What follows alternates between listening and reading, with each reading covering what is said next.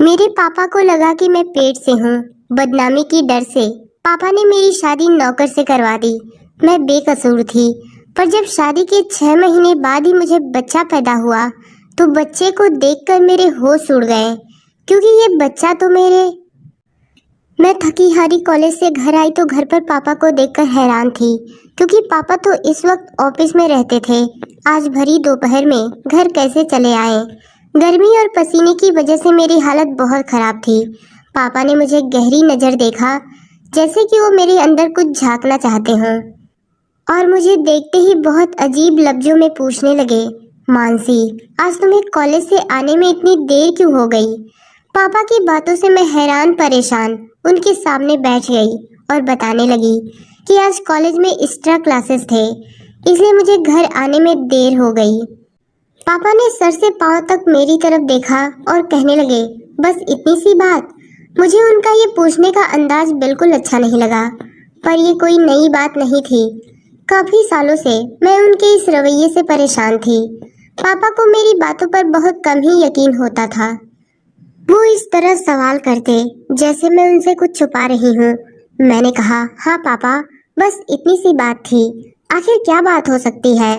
Driver मेरे साथ होता है, आप चाहे तो उससे भी पूछ सकते हैं।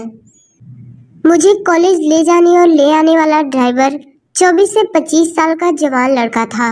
उसका नाम आलोक था, लेकिन पापा को उस पर बहुत ज़्यादा भरोसा था। इससे पहले उसका बाप हमारे यहाँ नौकरी करता था। वो लोग बहुत शरीफ लोग थे। जब से मैंने कॉलेज आना जाना शुरू किया था, आलोक ही मुझे ले आने और ले जाने की जिम्मेदारी उठा रहा था। इतना यकीन दिलाने के बाद पापा को किसी तरह मेरी बातों पर भरोसा हुआ। फिर उन्होंने कहा, ठीक है, कमरे में जाओ और फ्रेश हो जाओ, फिर साथ बैठकर खाना खाते हैं। मुझे अपने पापा का यह अंदाज बिल्कुल अच्छा नहीं लगा। कहने को तो वो मेरे बाप थे, पर प्यार करना तो बहुत दूर की बात, वो मेरे साथ बहुत सख्ती से पेश आते। मेरी हर छोटी से छोटी हरकत पर उनकी नज़र होती थी। रात में वो कई बार मेरे कमरे का चक्कर लगाते। पता नहीं क्यों पापा को मुझ पर भरोसा नहीं था। जब मेरा गुस्सा थोड़ा ठंडा हुआ तो मैं फ्रेश होकर बाहर खाना खाने डाइनिंग टेबल पर आकर बैठ गई। पापा बार बार मेरी तरफ देख रहे थे, जैसे लगता था कि वो मुझसे कुछ कहना चाहते हैं। मैंने कई बार उनसे पूछा भी कि आखिर क्या बात है, पर उन्होंने मेरी बातों का कोई जवाब नहीं दिया। जब से माँ इस दुनिया से गई थी, पापा ने ही मुझे पाल पोस कर बड़ा किया था। माँ की मौत के वक्त मेरी उम्र लगभग 10 साल की थी, पर अब मेरी उम्र 17 साल हो गई थी। पापा हर वक्त मेरे साथ सख्ती से पेश आते। उनके इस रवैये से मैं अपने ही घर में घुटन महसूस करती। कॉलेज में मेरी एक दोस्त थी श्वेता, उससे मेरी गहरी दोस्ती थी। कभी कभार मैं श्वेता के घर चली जाती। श्वेता का एक भाई था, आशुतोष। जब मैं श्वेता के घर जाती तो आशुतोष भी हम लोगों से बातें करने लगता। कभी कभी आशुतोष श्वेता को कॉलेज छोड़ने आता। आशुतोष की बातों से लगता कि वो मुझे पसंद करता है। वो एक अच्छा लड़का था, लेकिन पापा के खौफ से मैं कोशिश करती कि उससे दूर दूर ही रहूं। लेकिन एक दिन मेरी बदकिस्मती थी कि क्या थी मुझे नहीं पता। पापा मेरे पीछे मेरे कॉलेज आ गए और उन्होंने आशुतोष के साथ मुझे बात करते हुए देख लिया। पापा मेरे कॉलेज क्यों आए थे ये तो मुझे नहीं पता, पर उस दिन से मेरी जिंदगी में कयामत आ गई। आशुतोष के साथ बात करते देख गुस्से में पापा ने मुझे गाड़ी में बिठाया और अपने साथ घर लेकर चले आए। उस दिन से पापा ने मेरा कॉलेज आना जाना बंद करवा दिया। उन्हें शक था कि आशुतोष के साथ मेरा रिश्ता है। मैंने पापा को लाख समझाने की कोशिश की, पर पापा ने मेरी एक न सुनी और गुस्से में मुझसे कहने लगे, मैं अपनी इज्जत को दांव पर लगते हुए नहीं देख सकता। तुमने मेरे भरोसे को तोड़ा है। तुम्हारी माँ के गुजरने के बाद मैंने हर दिन तुम्हारी फिक्र में गुजारा है। इतनी पाबंदियों के बाद तुमने आज मेरे मुंह पर कालिफ लगा दी। पापा के इस बात ने मुझे अंदर से झकझोर कर रख दिया था। मेरा रोना धोना कुछ काम नहीं आया और बिना किसी गुनाह के मेरी पढ़ाई बीच में ही अधूरी रह गई। जबकि आशुतोष के साथ मेरा ऐसा कोई रिश्ता नहीं था। कि पापा के सामने मुझे शर्मिंदा होना पड़ता या पापा की इज्जत पर कोई आँच आती। मैं घर में बंद होकर रह गई थी और हर वक्त खामोशी से अपने कमरे में पड़ी रहती। हमारे घर में पैसे रुपए की कोई कमी नहीं थी, पर एक आज़ादी थी जिसके लिए मैं तरस रही थी। मेरे पापा को ही जब मेरे ऊपर भरोसा नहीं था तो मैं गैरों से क्या उम्मीद रखती। एक दिन मेरे पापा के दोस्त प्रमोद अंकल, जो कि मेरे पापा के बिजनेस पार्टनर भी थे, हमारे घर आए। वो आते ही मेरी पढ़ाई के बारे में मुझसे पूछने लगे। मैंने रोते हुए उन्हें सारी बात बता दी। वो पापा के पुराने दोस्त थे और अक्सर ही हमारे घर आ जाया करते थे, इसलिए मुझे उनसे कोई झिझक नहीं थी। मैं अपने दिल की हर बात उनसे आसानी से बता दिया करती। प्रमोद अंकल को जब मेरी पढ़ाई के बारे में पता चला तो उन्होंने समझाते हुए मुझसे कहा, तुम फिक्र मत करो, तुम्हारे पापा से बात कर, मैं तुम्हारी पढ़ाई फिर से चालू करवा दूंगा। प्रमोद अंकल की बातें सुनकर मुझे थोड़ी तसल्ली हुई, क्योंकि पापा प्रमोद अंकल की हर बात मानते थे। प्रमोद अंकल किसी दिन पापा से ये बात कहते, इससे पहले मेरी जिंदगी ने एक नया मोड़ लिया। एक दिन रात के वक्त मैं गहरी नींद में सोई हुई थी कि पापा अचानक मेरे कमरे में आए तो मेरे मोबाइल की घंटी बज रही थी। तो पापा ने मेरे मोबाइल को उठाया तो फोन पर आशुतोष था। उसने मुझसे ये पूछताछ के लिए फोन किया था कि उसे पता था कि उसकी वजह से मेरी पढ़ाई बंद करवा दी गई है। ये बात मेरी सहेली श्वेता से उसे अभी अभी पता चली तो उसे बुरा लगा और उसने फौरन फोन कर लिया। लेकिन पापा ने उस फोन का भी गलत मतलब निकाल लिया। उन्हें लगा था कि मेरा आशुतोष के साथ वाकई में कोई गहरा रिश्ता है। उस रात से पापा ने मेरा मोबाइल फोन छीन लिया और मुझे कमरे से बाहर निकलने तक मना कर दिए। ये सब होने के बाद मैं सारा वक्त कमरे में बंद रहती। कभी कभार प्रमोद अंकल आते तो मुझसे मेरे कमरे में मिलने चले आते। वो मुझे समझाते हुए कहते, बस कुछ दिन का इंतजार कर लो, मैं तुम्हारे पापा को तुम्हारी पढ़ाई के लिए मना लूंगा। अभी इन सब बातों को 2 दिन भी नहीं गुजरे थे कि एक दिन पापा मेरे कमरे में आए और मुझसे कहने लगे, आज के बाद तुम मेरे कमरे में सोया करोगी। मैं जवान लड़की थी और मेरे लिए पापा के साथ सोना बहुत शर्म की बात थी। मैंने पापा से कहा, मैं अपने कमरे में ही ठीक हूँ। मेरी बात सुनकर पापा ने गुस्से में कहा, क्यों? रात के वक्त कमरे में तुमसे मिलने कौन आता है? पापा की इस तरह की बातें सुनकर मेरी आंखों में आंसू आ गए और मैंने रोते हुए उनसे कहा, एक बार तो अपनी बेटी पर यकीन करें। पापा ने कहा, जितना भरोसा करना था मैंने कर लिया, पर आज के बाद तुम मेरे कमरे में ही सोया करोगी। उस दिन के बाद से पापा ने अपने कमरे में मुझे सुलाना शुरू कर दिया। पापा के कमरे में सोते समय मैं सारी रात जागते हुए गुजार देती, क्योंकि पापा के कमरे में सोना मुझे अच्छा नहीं लगता था। सारी रात जागने की वजह से जब मैं अपने कमरे में जाती तो पूरा दिन सोते हुए गुजारती। अभी इन सब वाक़ये को 3 महीने गुजरे थे कि अचानक मेरी तबीयत खराब होने लगी। ऐसा लगता था कि मेरा सर भारी हो रहा है और मुझे चक्कर आ रहे हैं। पापा ने जैसे ही मेरी बिगड़ती हुई तबीयत को देखा तो उन्हें यकीन हो गया कि मैं प्रेग्नेंट हूँ। मेरी ये हालत देखकर पापा ने गुस्से में मुझसे कहा, देखा, तुम्हारे गलत काम का नतीजा हमारे सामने आ गया। जिस बात का हमें डर था वही हुआ। तुम उस लड़के से फोन पर बातें ही नहीं करती थी, बल्कि हमारे खानदान की इज्जत मिट्टी में मिला दी। अब हम कहीं मुंह दिखाने के काबिल नहीं बचे। पापा की ये बातें सुनकर मेरे सर पर आसमान गिर गया।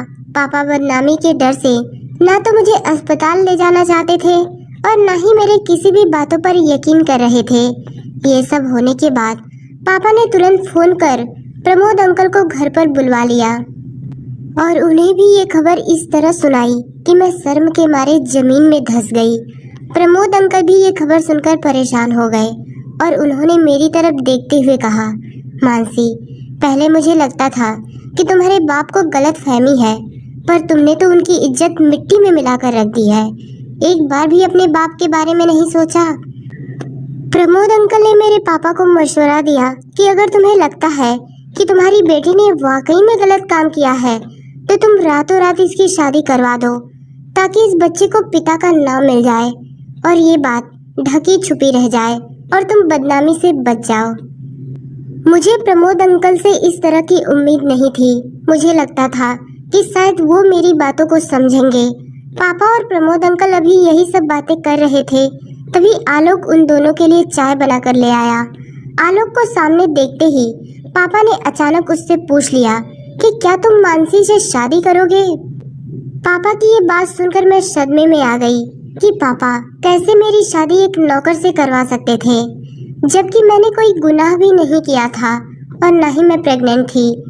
आलोक ने मेरी तरफ देखकर हकलाते हुए बोला, साहब आप ये कैसी बातें कर रहे हैं? मैं मानसी मेम साहब से शादी कैसे कर सकता?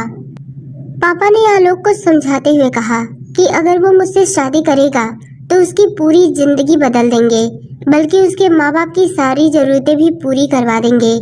पापा के इतना समझाने के बाद आलोक मुझसे शादी करने को तैयार हो गया और अगले 1-2 दिनों में मेरी शादी आलोक से करवा दी गई। मैं चाहकर भी शादी को मना नहीं कर पाई और ना चाहते हुए भी आलोक से शादी कर ली। पापा ने आलोक को गिफ्ट में एक फ्लैट दिया। शादी होने के बाद आलोक मुझे उसी फ्लैट में लेकर आया। आलोक को मैंने अपना पति होने का हक नहीं दिया था। हम और आलोक अलग अलग कमरे में रहते थे। मैं उससे जरूरत की बातें करती और अपने कमरे में बंद हो जाती। आलोक को मुझसे कोई शिकायत नहीं थी। वो हर वक्त मुझे खुश रखने की कोशिश में लगा रहता। हमारी शादी को 2 महीने गुजरे कि धीरे धीरे करके मेरी तबीयत खराब होने लगी और मेरा पेट बताने लगा कि मैं पेट से हूँ। लेकिन मुझे अभी तक यकीन नहीं था कि मैं प्रेग्नेंट हूँ, क्योंकि मेरी नज़र में तो मैंने कुछ गलत काम किया ही नहीं था, तो मैं प्रेग्नेंट कैसे हो जाऊंगी। लेकिन जब डॉक्टर को दिखाया गया तो पता चला कि मैं 5 महीने से प्रेग्नेंट हूँ। ये सब सुनकर मैं सन्न रह गई, क्योंकि जब मैंने कुछ किया ही नहीं था तो आखिर ये बच्चा मेरे पेट में कैसे आया। घर आने के बाद आलोक अब पहले से ज़्यादा मेरा ख्याल करने लगा। आलोक मुझे हर वक्त खुश रखने की कोशिश करता। उसका इस तरह प्यार देखकर शायद धीरे धीरे मुझे भी उससे प्यार हो गया था, क्योंकि पहली बार मैंने अपनी ज़िंदगी में ऐसे शख्स को देखा था जो मेरी हर बात मानता और बिना किसी स्वार्थ के मेरे आगे पीछे लगा रहता। आलोक ने कभी भी मेरे पेट में पल रहे बच्चे के बारे में मुझसे कोई सवाल नहीं किया था। वो बहुत ही निस्वार्थ और नेक दिल का इंसान था। जब से मुझे पता चला था कि मैं 5 महीने पेट से हूँ, तब से मेरे दिल में कहीं न कहीं ये बात थी कि मेरे साथ जो कुछ भी हुआ है ये सब मेरे पापा ने ही किया है, क्योंकि जब से ये बच्चा मेरे पेट में आया था, शादी से पहले के वो 3 महीने हर रात मैं अपने पापा के कमरे में गुजारी थी। मेरे दिन कुछ इसी सोच विचार के साथ गुजर रहे थे कि कुछ दिन बाद मेरा 9वां महीना पूरा हुआ और मेरे पेट में दर्द होने लगा। मुझे जल्दी से हॉस्पिटल ले जाया गया। हॉस्पिटल जाने के बाद पता चला कि डिलीवरी का वक्त आ गया है। कुछ वक्त के इंतजार के बाद मैंने एक बेटे को जन्म दिया। डॉक्टर ने बच्चा दिखाने की कोशिश की तो मैंने मुंह फेर लिया। मैं उस बच्चे को देखना भी नहीं चाहती थी, जिसकी वजह से मेरी पूरी जिंदगी बर्बाद हो गई थी। आलोक ने जब देखा कि मैं उस बच्चे से नफरत करती हूँ तो उसने उस बच्चे को बड़े प्यार से गोद में ले लिया और वही उस बच्चे का ख्याल करने लगा। हॉस्पिटल से छुट्टी के बाद हम घर आ गए। आलोक दिलो जान से मेरी और मेरे बच्चे का ख्याल कर रहा था। उसका ये अंदाज देखकर मैंने बड़ी हैरत से पूछा, आलोक कैसे तुम एक नाजायज बच्चे को इतने प्यार से अपना सकते हो, जबकि तुम इस बात से पूरी तरह वाकिफ हो कि ये बच्चा तुम्हारा नहीं है। मेरी बात सुनकर आलोक कुछ देर के लिए खामोश हो गया और फिर कहने लगा, मानसी मैं आपसे बहुत प्यार करता हूँ। आपसे जुड़ी हर चीज मुझे बहुत प्यारी है। ये बच्चा आपने पैदा किया है, इससे मुझे उतना ही प्यार है जितना कि आपसे। उसके मुंह से अपने प्यार का इस तरह इजहार सुनकर मैं दंग रह गई। बच्चे को पैदा हुए महीना होने वाला था, लेकिन अब तक मैंने बच्चे को गोद में नहीं उठाया था। आलोक ही बच्चे का दिन रात ख्याल रखता। मैं अपने कमरे में बंद होकर अपनी बदनसीबी पर आंसू बहाती रहती। मैं उस बच्चे को हरगिज अपनाना नहीं चाहती थी। एक दिन मैं अपने कमरे में बैठी हुई रो रही थी कि आलोक मेरे पास आया और मुझसे कहने लगा, मानसी जी, मुझे आपका ये दुख देखा नहीं जा रहा। क्या आपको जानना है कि ये बच्चा किसका है? उसके मुंह से ये बात सुनकर मैंने हैरत भरे अंदाज में कहा, हाँ मुझे जानना है, मुझे जल्दी बताओ। आलोक ने कहा, मैं आपको सब कुछ बताऊंगा, पर इसके लिए आपको मुझसे एक वादा करना होगा। मैंने कहा, क्या? यही कि ये सच्चाई जानने के बाद आप इस बात को अपने दिल में दफन कर लेंगे और किसी को नहीं बताएंगे, क्योंकि ये बात किसी को पता चली कि ये बच्चा किसका है तो हमारे बच्चे के भविष्य पर बहुत बुरा असर पड़ेगा। और इसमें इस मासूम का क्या कसूर? मुझे किसी भी हालत में सच्चाई जाननी थी, इसलिए मैंने आलोक से वादा किया, ठीक है, जैसा तुम कहते हो मैं वैसा ही करूंगी। पर आलोक के मुंह से सच्चाई जानने के बाद मेरे पैरों तले से जमीन खिसक गई, क्योंकि इस बच्चे का बाप वो इंसान था जिस पर मैं खुद से भी ज्यादा भरोसा करती थी। मेरे बच्चे के पिता प्रमोद अंकल थे, और प्रमोद अंकल ये सब मेरे साथ मेरी पापा की प्रॉपर्टी हड़पने के लिए किए थे। प्रमोद अंकल शुरू से ही मेरे पापा को मेरे प्रति भड़काते थे, इसीलिए मेरे पापा मेरे ऊपर भरोसा नहीं करते। आलोक ने बताया कि एक दिन प्रमोद घर पर आया तो आलोक के सिवा घर पर कोई नहीं था। शायद उस दिन मेरे सर में बहुत तेज दर्द था और मैंने आलोक से चाय बनाने को कहा था। तभी अचानक प्रमोद आया और आलोक को किचन में चाय बनाता हुआ देख आलोक से पूछने लगा, किसके लिए चाय बना रहे हो? जब उसे पता चला कि आलोक मेरे लिए चाय बना रहा है तो उसने किसी बहाने से आलोक को जरूरी काम के लिए बाहर भेज दिया और बोला, तुम जाओ, मानसी को चाय मैं दे दूंगा। आलोक ने जब ये बात मुझे बताई तो मुझे याद आया कि एक दिन प्रमोद ही मेरे लिए चाय लेकर आया था। मुझे क्या पता था कि पिता समान होने के बावजूद वो मेरे साथ ऐसा करेगा। मैंने बेझिझक उसके हाथ से चाय लेकर पी ली थी और चाय पीते ही मुझे नींद आ गई थी। नींद नहीं बल्कि मैं बेहोश हो गई थी। आलोक ने बताया कि उसे पता नहीं क्यों कुछ अनहोनी होने का अंदेशा हो गया था, इसीलिए काम निपटाकर घर जल्दी आया। पर जब तक मैं आया तब तक प्रमोद काम कर चुका था और आपके कमरे से निकलते हुए अपने शर्ट की बटन बंद करता हुआ अपने घर चला गया। तब से मैं प्रमोद और आपके पापा की बातों पर ध्यान देने लगा। ज्यादातर प्रमोद आपके बारे में आपके पापा को भड़काता। मैं चाहता तो ये सारी बातें आपसे और आपके पापा से बता सकता था, लेकिन मुझे पता था कि मुझ जैसे नौकर की बातों पर कौन भरोसा करेगा। पर आपके साथ जब आपके पापा सख्ती से पेश आते तो मुझे बहुत बुरा लगता। मानसी जी, भले ही मैं आपके घर का नौकर या ड्राइवर था, पर आपके साथ ऐसा होता हुआ देख मेरा दिल तड़प उठता। बल्कि यूँ कहें कि आपकी परेशानी देखकर शायद मुझे आपसे प्यार हो गया था, और इसीलिए जब उस दिन आपके पापा ने मुझसे पूछा कि तुम मानसी से शादी करोगे तो मैं बेझिझक तैयार हो गया, क्योंकि मुझे पूरा विश्वास था कि मैं आपको अपनाने के साथ साथ आपके बच्चे को भी अपना लूँगा, क्योंकि मैं आपसे दिल से प्यार करता हूँ। और इन सब में इस मासूम का क्या कसूर जो इसे सजा मिले। मैं और आलोक अभी यही सब बातें कर रहे थे, तभी मेरा बेटा जो गहरी नींद में सोया हुआ था उसकी आंखें खुल गई और वो रोने लगा। आलोक ने जबरदस्ती बच्चे को मेरी गोद में डाल दिया तो ममता से मेरा दिल तड़प उठा और मैंने उसे सीने से लगा लिया और फूट फूट कर रोने लगी। मैंने आलोक से कहा, आलोक, जैसे मैंने तुमसे वादा किया कि मैं ये बात किसी को नहीं बताऊंगी, वैसे ही तुम भी मुझसे एक वादा करो कि प्रमोद की ये घिनौनी करतूत तुम मेरे पापा को बताओगे, ताकि उन्हें भी तो पता चले कि उनकी बेटी के साथ गलत करने वाला कौन है। और आज तक जो वो मेरे ऊपर शक करते आ रहे थे, उनकी बेटी गलत नहीं बल्कि उनका सबसे करीबी दोस्त गलत है, जिस पर वो खुद से भी ज्यादा भरोसा करते थे। आलोक ने कहा, पर ये बात आपके पापा किसी को बता दिए तो? मैंने आलोक से कहा, पापा ये बात किसी को नहीं बताएंगे। मैं पापा को समझा लूंगी, अपने लिए ना सही पर अपने बच्चे के लिए। बस ये बात मैं उन्हें इसलिए बताना चाहती हूँ कि उन्हें भी सच्चाई का पता चले।